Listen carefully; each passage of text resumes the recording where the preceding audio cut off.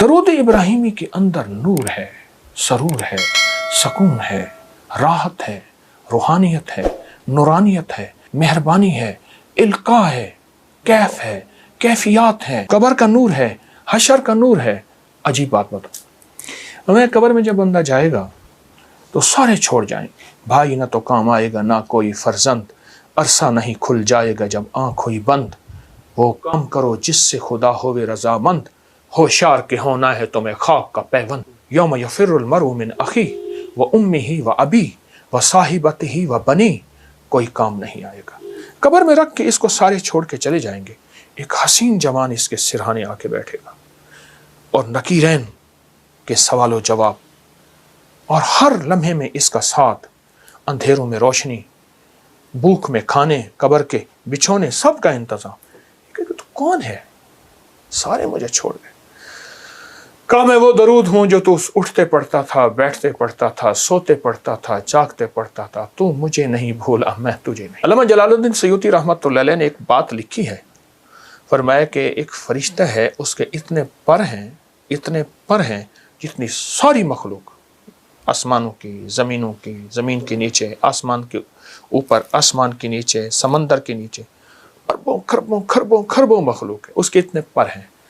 جب فرمایا بندہ درود پڑھتا ہے تو درود جب ختم کرتا ہے تو وہ ایک نور کا سمندر ہے جو اتنا بڑا ہے کہ دنیا کے سارے سمندر قطرہ اللہ کے علم میں ہے، اس سمندر میں ڈبکی لگاتا ہے۔ جب باہر نکلتا ہے تو پروں کو جھاڑتا ہے، ہر پر سے قطرے گرتے ہیں، ہر قطرے سے فرشتہ بنتا ہے، اور ہر فرشتہ قیامت تک اس کی طرف سے درود پڑھتا رہے گا۔ یہ میرے کملی والے کے احسانات ہیں۔ اس لیے میرے شیخ فرماتے تھے درود پاک پڑھتے ہوئے میرے آقا کے احسانات کا استحضار ہو کے خیال، اماں کا احسان، باپ کا، معاشرے کا، محسن کا، لیکن جو کملی والے کا احسان ہے وہ کسی کا نہیں ہے۔ احسانات کا تصور کر کے درود کی ایک تسبیح پڑھیں، اس کی طاقت اور ہے۔ انسان نا اگر اپنے دل کو روشن کرنا چاہتا ہے، دل کو زندہ کرنا چاہتا ہے، دل کی دنیا آباد کرنا چاہتا ہے، دل کو دنیا شاد کرنا چاہتا ہے، صبح شام ایک تسبیح وقت نکال لے درود پاک کے لیے، ضروری وقت نکال لے، اور درود پاک کو توجہ سے پڑھے، مختصر درود پڑھ لے۔ چلو سب سے مختصر درود ہے صلی اللہ علیہ وسلم، سب سے مختصر درود ہے صلی علی محمد۔ کوئی درود پاک مختصر کر لے۔ میں ایک عمل بتاتا ہوں آپ کو، وہ کہ بعض اوقات نا انسان کی کچھ خطائیں ایسی ہوتی ہیں جن کی وجہ سے اس کی عبادتیں اس کے منہ پہ مار دی جاتی ہیں۔ ایک درویش تھے، وہ اپنی ہر نماز کے بعد، اپنی ہر عبادت کے بعد منہ پہ ہاتھ رکھ لیتے تھے۔ حضرت کیوں؟ پر میں میری سب کچھ کہیں میرے منہ پہ نہ۔ لیکن عجیب بات بتاؤں، درود پاک کوئی بندہ دکھاوے، ریاکاری، بناوٹ، سجاوٹ، دھوکے کے لیے پڑھے، اللہ کہتا ہے میں پھر بھی قبول۔ ہر عبادت کے لیے اخلاص ضروری ہے، اخلاص، مخلص ہونا۔ درود واحد ہے، اگر کوئی دکھاوے کے لیے پڑھے، جبکہ مومن دکھاوے کے لیے پڑھ ہی نہیں سکتا، مومن تو اللہ کی رضا کے لیے پڑھتا ہے، فرمایا درود پھر بھی قبول ہے۔ اور یہ جو نماز کی اتحیات میں نا، یہ جو اللہ نے درود رکھا ہے نا، ساری عبادات کے بعد اتحیات ہے، لیکن اتحیات سے پہلے آپ یہ دیکھیں، آپ ذرا غور کیجئے گا، اتحیات للہ والصلوات والطیبات، بس یہاں تک رک جائیں۔ جب میرے آقا معراج پہ تشریف لے گئے تو اللہ پاک نے فرمایا میرے حبیب کیا لائے؟ تو حضور نے فرمایا میں آپ کے لیے اللہ اتحیات للہ والصلوات والطیبات۔ تو اللہ پاک نے اس کا جواب دیا السلام علیکم ایھا النبی ورحمۃ اللہ وبرکاتہ۔ اگلا بھی عجیب سوال جواب دیا، اللہ پاک نے عجیب عطا فرمائی، کیا؟ قیامت تک کے لیے آپ جیسے مجھ جیسے ضعیفوں اور کمزوروں کے لیے بھی اللہ نے ایک عطا کر دی، السلام علینا وعلی عباد اللہ الصالحین۔ اے میرے حبیب آپ جب جائیں گے نا، آپ کی غلامی کرنے والوں کے لیے بھی میرے سلام ہے۔ آپ غور کریں۔ اچھا اب اس کے بعد اگلی کہانی اور سچی کہانی، التحیات للہ والصلوات والطیبات والسلام علیک ایھا النبی ورحمۃ اللہ وبرکاتہ والسلام علینا وعلی عباد اللہ الصالحین۔ ٹھیک، اس کے بعد اشہد اللہ پڑھ کے سارا کچھ پڑھنے کے بعد پھر آپ درود، اور درود آخر میں پڑھتے ہیں۔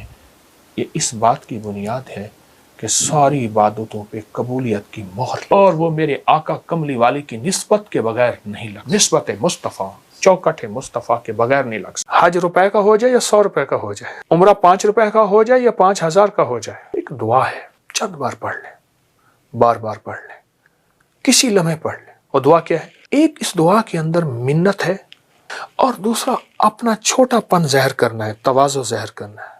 جو شخص یہ دعا پڑھے گا، فرمایا وہ نعمت جس کے لیے پڑھے گا اللہ اس سے بھی نہیں چھینے گا، اگر زیادہ پڑھے گا اللہ اس کی نسلوں سے بھی نہیں چھینے گا۔ ابراہیم علیہ السلام نے اپنے چھوٹے سے بیٹے کے ساتھ کعبہ کی تعمیر کی۔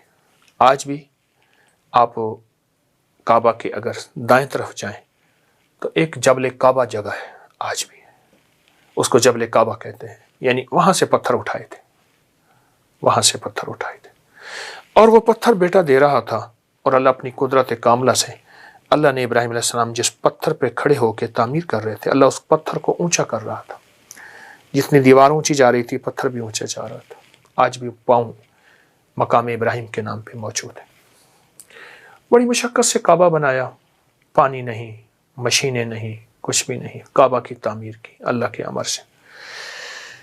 جب یہ تعمیر کر لی نا تو تعمیر کرنے کے بعد ایک دعا مانگی تھی، آج وہی دعا ہے جس کی بدولت دنیا کھچی کھچی، حج روپے کا ہو جائے یا 100 روپے کا ہو جائے، عمرہ 5 روپے کا ہو جائے یا 5000 کا ہو جائے، دنیا کھچی کھچی وہاں جا رہی ہے اور قیامت تک جائے گی۔ وہ ایک دعا ہے، وہ ایک دعا ہے۔ روزے کے ساتھ اس دعا کو اپنی زندگی کا ساتھی بنائیں، چند بار پڑھ لیں، بار بار پڑھ لیں، کسی لمحے پڑھ لیں، کسی وقت پڑھ لیں اس دعا کو۔ اور دعا کیا ہے؟ ربنا تقبل منا انک انت السمیع العلیم، یہ دعا ہے، ربنا تقبل منا انک انت السمیع۔ اس دعا میں دو چیزیں ہیں، میں جو تفسیر کی رو سے یہ بات روایت سے اور اس کی احتیاط سے بتا رہا ہوں۔ ایک اس دعا کے اندر منت ہے، منت ہے، اور دوسرا اپنا چھوٹا پن ظاہر کرنا ہے، تواضع ظاہر کرنا ہے۔ انسان کوئی بڑی چیز ہو تو اس کو اس انداز سے بتاتا ہے، اور کوئی چھوٹی چیز ہو کہ یہ میری معمولی سی دال ساگ قبول کریں، دال دلیا قبول کریں، اور اگر بڑی ڈشیں ہوں جی میرا کھانا قبول فرمائیں۔ اس میں منت ہے، ربنا تقبل منا، تیری مہربانی، ربنا تقبل منا انک انت السمیع العلیم۔ کمال چیز، کمال چیز۔ یہاں تک ہے اس دعا کے بارے میں اور میرے تجربات میں مسلسل ہے، جو شخص یہ دعا پڑھے گا ربنا تقبل منا انک انت السمیع العلیم، فرمایا وہ نعمت جس کے لیے پڑھے گا اللہ اس سے بھی نہیں چھینے گا، اگر زیادہ پڑھے گا اللہ اس کی نسلوں سے بھی نہیں چھینے گا۔